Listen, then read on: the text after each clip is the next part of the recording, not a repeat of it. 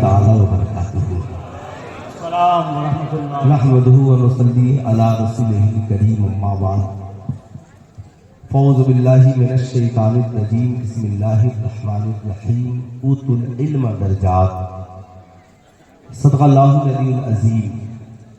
سارے جہان کے مرکز عقیدت، مصطفیٰ جان رحمت، شمع وزن ہدایت، حضور احمد مجتبیٰ حضرت محمد مصطفیٰ صلی اللہ تعالی علیہ وسلم کے بارگاہ عالی جاہ میں جی لگا کر ہدیہ درود و سلام پیش کریں اور پڑھیں اللہم صلی علی سیدنا شفیعنا حبیبنا مولانا محمد معدن الجود والکرم منبع العلم والحلم والحکم، بارک وسلم صلو علیہ صلاۃ و سلام علیک یا رسول اللہ، صلو علیہ صلاۃ و سلام علیک یا حبیب اللہ دائما ابدا ابدا۔ ہماری اور آپ کی یہ مشترکہ خوش نصیبی ہے کہ اللہ کے مقدس ولی کی بارگاہ میں زندگی کی تمام راتوں میں سے ایک رات گزار رہے ہیں۔ میرے امام، جب میں کہوں یا آپ یا علماء اہل سنت میرے امام کہتے ہیں تو اس سے امام اہل سنت سیدی سرکار اعلیٰ حضرت مراد ہے۔ پوری دنیا میں فروغ اردو میں سب سے بڑا کام جس نے کیا، یا وہ شاعری کے حوالے سے ہو یا نشریات کے حوالے سے، تنہا بریلی کے احمد رضا نے کیا۔ پورے عالم اسلام میں سب سے زیادہ جس کی نعتیہ شاعری ہر روز پڑھی جاتی ہے، اس عظیم عاشق رسول کا نام امام عشق و محبت سیدی سرکار اعلیٰ حضرت۔ اور مجھے تو خوشی ہوتی ہے، فخر ہوتا ہے کہ اس وقت پورے عالم اسلام میں، امریکہ ہو، افریقہ ہو، پاکستان ہو، ہندوستان ہو، پوری دنیا میں چلے جائیں، اعلیٰ حضرت سے فیض ملا حضور صدر الشریعہ، یا اسے یوں کہیں اعلیٰ حضرت سے علم ملا حضور صدر الشریعہ کو، حضور صدر الشریعہ سے علم ملا حضور حافظ ملت کو، اور حضور حافظ ملت سے آج علم مل رہا ہے پورے عالم اسلام کو۔ اگر اس زمانے میں کوئی کہے کہ اعلیٰ حضرت کو چھوڑ کر ہمارا ایک ادارہ چل جائے گا تو میں سمجھتا ہوں کہ اس کی بے وقوفی ہے۔ اگر اس دور میں کسی مکتب میں بھی علمی فیضان بٹ رہا ہے تو اہل سنت فخر سے کہتے ہیں وادی رضا کی کوہ ہمارا رضا کا ہے۔ جس سمت دیکھیے وہ علاقہ، پورا مجمع ہاتھ اٹھا کر بولے وہ علاقہ، اور ذرا زور سے بولے وہ علاقہ۔ اعلیٰ حضرت کے پاس کتنے علوم تھے؟ جب وہ ظاہری حیات میں تھے تو 51۔ اس وقت 100 سے زائد علوم اعلیٰ حضرت کے اس پہ ریسرچ ہو چکے ہیں۔ اب آپ تعجب کریں گے کہ ہم سب کے امام کا نام امام عشق و محبت سیدی سرکار، پورا مجمع ہاتھ اٹھا کر بولے کیا نام ہے؟ ہمارے پاس علوم کتنے ہیں؟ تعلیمی میدان میں ہماری پوزیشن کیا ہے؟ حضور مجاہد ملت نے ہمیں کون سا مشن دیا؟ حضور اشرف العلماء نے پوری زندگی کس مشن کو زندہ کیا؟ میں آج چھتیس گڑھ سے لوٹ رہا تھا تو لوگ بتا رہے تھے کہ ایک زمانہ تھا کہ حضور اشرف العلماء نے یہاں کی سنگلاخ وادیوں میں سائیکل سے سفر کر کے مسلک اعلیٰ حضرت اور پیغام حضور مجاہد ملت کو زندہ کیا۔ آج بابو خیریت ہو بچہ ہو گیا، جا رہے ہو ایسے جیسے آج دارالعلوم سے کوئی بچہ ثالثہ اور رابعہ پڑھ کے چلا جاتا ہے۔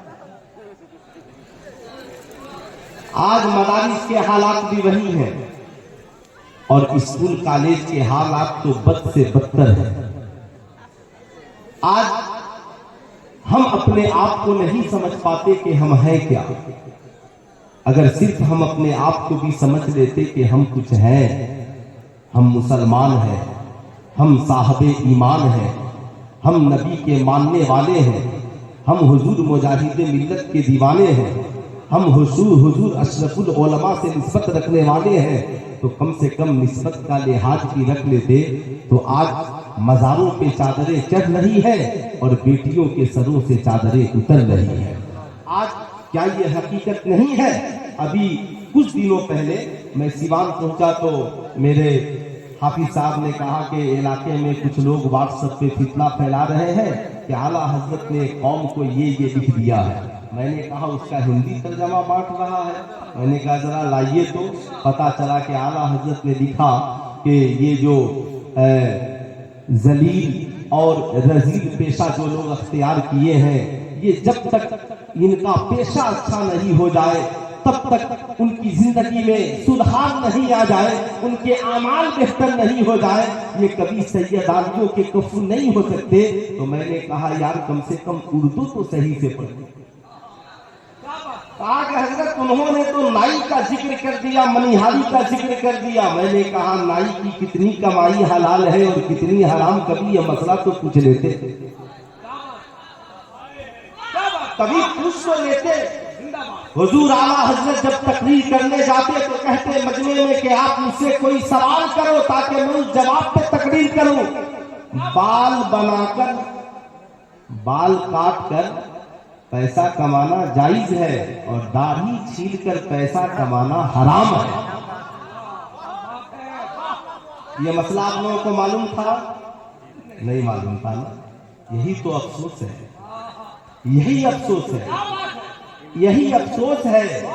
आज इतनी बड़ी जमात, इतनी बड़ी तादाद, कल इज्तिमा है, आप वहां पे पहुंचिए और मैं आपसे एक बात आज गुजारिश करूंगा, मेरी तरह जुब्बा अमामा वाले 1 करोड़ भारत के खतीब या पूरी दुनिया के खतीब आकर उड़ीसा में खिताब करें, मगर आपकी जिंदगी में इनकलाब उस वक्त तक नहीं आएगा जब आप अपने इलाके के इन उलमा से खिदमत नहीं लेंगे। अब मैं क्या करूंगा? बड़ी लंबी चौड़ी 1 घंटे की तकरीर करूंगा, एक मिशन दूंगा, मेरे बाद खतीब आएगा, वो भी 1.5-2 घंटा बोलेगा। पता क्या चला? पूरी रात आप जलसा सुने, औरतों को वुजू का तरीका नहीं मालूम, आपको वुजू का सलीका नहीं मालूम, आपकी बेटी को कैसा दुपट्टा ओढ़ना है ये नहीं मालूम। आपको मजार पे जब चादर चढ़ाने की बारी आती है तो आप कहते हो हजरत जरा ये चादर देखिएगा, खूबसूरत है कि नहीं है, मखमली है कि नहीं है, मोटी है कि नहीं है। आपने कभी पूछा अल्लामा मुफ्ती हनीफ साहब किबला से, हुजूर मजार शरीफ पे कितनी चादरें चढ़ाई जाए? फरमाएंगे इमाम इश्क व मोहब्बत ने कहा मजार शरीफ पर 1 चादर चढ़ाओ ताकि पता चले ये अल्लाह के वली की कब्र है। पूछा गया हुजूर बाकी चादरों का क्या किया जाए? कहा बाकी जितनी चादरें हैं उन्हें बेच दो और उस अल्लाह के वली के नाम पर गरीबों में तकसीम कर दो, यतीमों में तकसीम कर दो, बेवाओं में तकसीम कर दो। सुल्तान रजा आपसे पूछना चाहेगा, यकीनन अहले सुन्नत वल जमात का मकसद 1 करोड़ चादरें चढ़ाना नहीं है, 5000 चादरें चढ़ाना नहीं है, 50,000 चादरें चढ़ाना नहीं है, बल्कि वो अल्लाह के वलियों की जिंदगी का मकसद चादरें 1 करोड़ चढ़ाना नहीं, बल्कि मजहब इस्लाम की तालीमात को हर घर तक पहुंचाना। ये अल्लाह के वलियों का मिशन है, ये अल्लाह वालों का मिशन है। यही वजह है किसी ने समरकंद छोड़ा, किसी ने बुखारा छोड़ा। आपको नहीं पता मैं जिस जिला का रहने वाला हूँ बिहार का, उसका नाम है सिवान। सिवान से 15 किलोमीटर की दूरी पर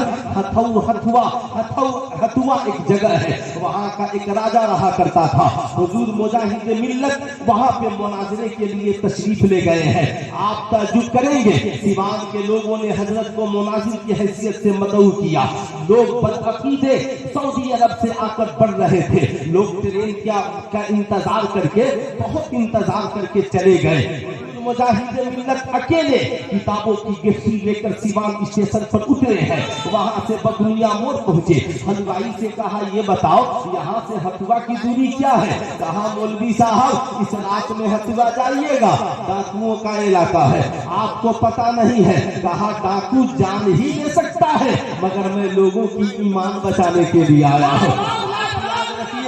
आज आपको अपने ईमान की फिक्र नहीं है, आज आपको अपने इस्लाह की फिक्र नहीं है, या आपको अपने भाई के ईमान बचाने की फिक्र नहीं है, आपको अपने बेटे बेटियों के ईमान बचाने की फिक्र नहीं है, मगर वाह हुजूर मुजाहिद मिल्लत, आप अपनी औलाद नहीं बल्कि पूरी कौम के ईमान की बका के लिए तशरीफ ले गए। कहा ऐसा करो, अगर कोई आदमी दे सकते हो तो दे दो, नहीं तो ये लालटेन मुझे दे दो, रास्ता बता दो, मैं वहां पैदल चला जाऊंगा। उसने कहा हुजूर मौलवी साहब मैं तो इतना कर ही सकता हूँ, मैं हिंदू जरूर हूँ, मगर आपका चेहरा बता रहा है आप अल्लाह के मुकद्दस वली हैं, बड़े बुजुर्ग हैं, ये मेरा नौकर है, लालटेन लेकर आपके साथ जाएगा। अब लोगों की उम्मीदें खत्म हो चुकी हैं। 12 बजे रात को मुनाज़रे में 15 किलोमीटर लगभग पैदल चलकर सीवान रेलवे स्टेशन से किताबों की गठरी लेकर जब उड़ीसा का मुजाहिद पहुंचा है तो 1 घंटे में फतह कामरानी का झंडा लहराया है। इश्क मोहब्बत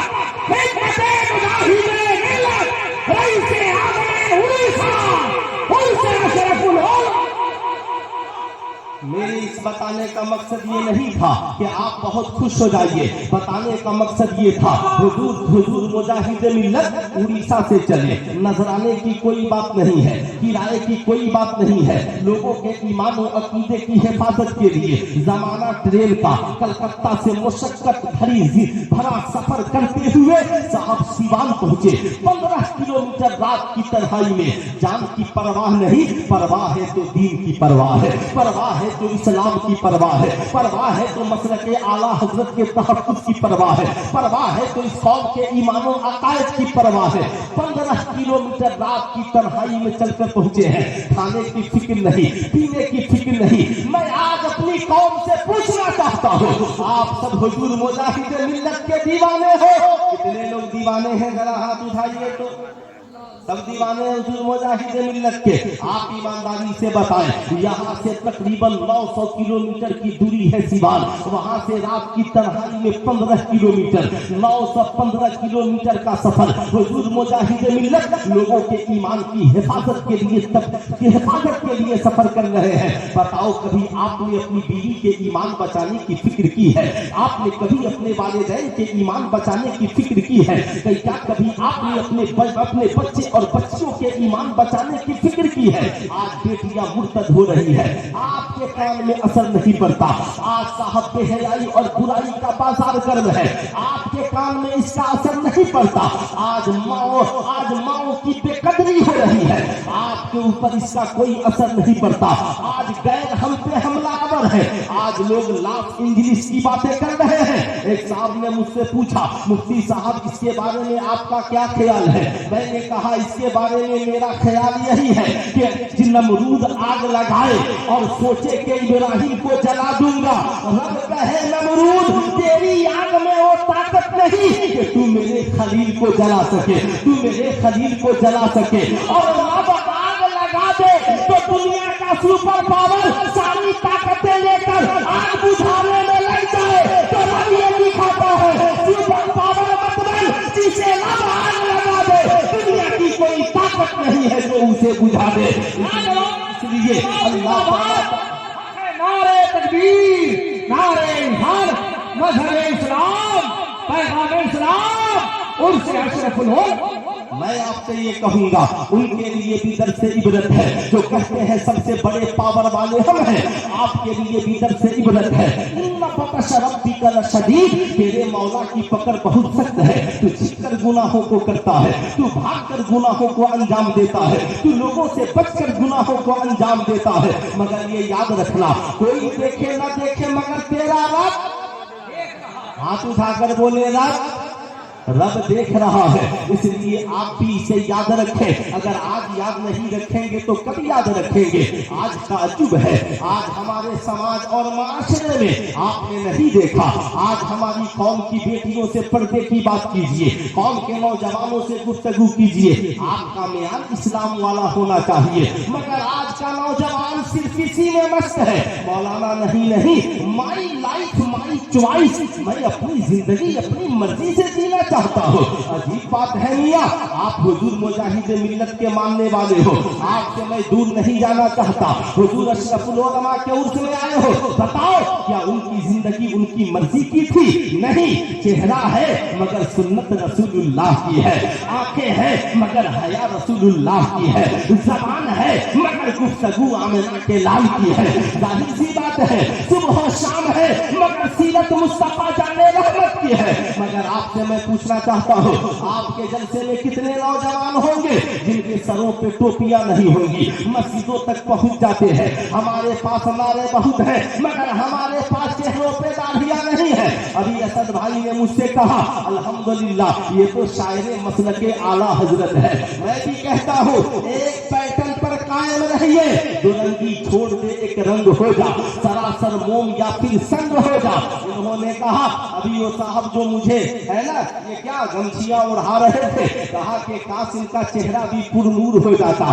آپ سے میں پوچھنا چاہتا ہوں آج پورے بھارت میں سکھوں کی تعداد مٹھی بھر ہے مگر کوئی سکھ داڑھی رکھنے میں نہیں شرماتا, کوئی سکھ پگڑا باندھنے میں نہیں شرماتا, کوئی سکھ ہاتھ میں کڑا پہننے میں نہیں شرماتا, کوئی سکھ کمر میں تلوار لٹکانے میں نہیں شرماتا. مگر ایک نوجوان کو کہہ دیجئے چہرے پہ داڑھی رکھ لو, ایسے شرماتا ہے جیسے دلہن شرما رہی ہو. آج میں پوچھنا چاہتا ہوں ایک نوجوان کو کہہ دو آپ سے کڑا اتار دو, ایسے شرماتا ہے. میں کہنا چاہوں گا یاد رکھنا آج سکھوں نے اپنی پہچان کو برقرار رکھا.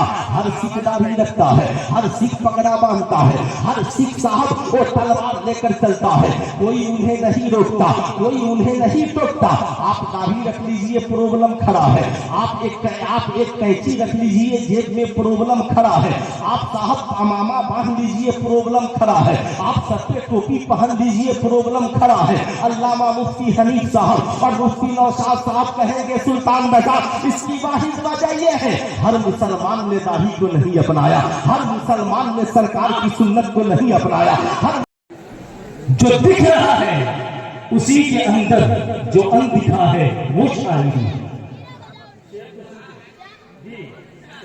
اختر بھائی سے شعر سنتے رہیں گے, میں شاعری سنا رہا ہوں. جو دکھ رہا ہے اسی کے اندر جو اندھا ہے وہ شاعری ہے. جو کہہ چکا تھا وہ کہہ چکا ہوں, جو رہ گیا ہے وہ کہہ چکا ہوں, وہ شاعری ہے.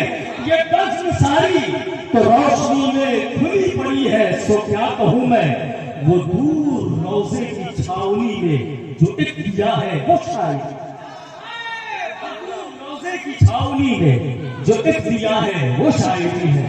ادھر سے پیغام وصول کرتے رہے, پیچھے سے میدان لوٹتے رہے. حضرات ہمارے درمیان ملک کا ایک باوقار خطیب جنہیں زمانہ خطیب عالم اسلام حضرت علامہ مولانا سلطان رضا صاحب قبلہ مدظل لہ النورانی کے نام سے جانتا اور پہچانتا ہے. منبر نور کی زینت ہے, ایک خطیب ہی نہیں بلکہ الحمدللہ ایک عظیم اسکالر بھی ہے, لیکچرر بھی.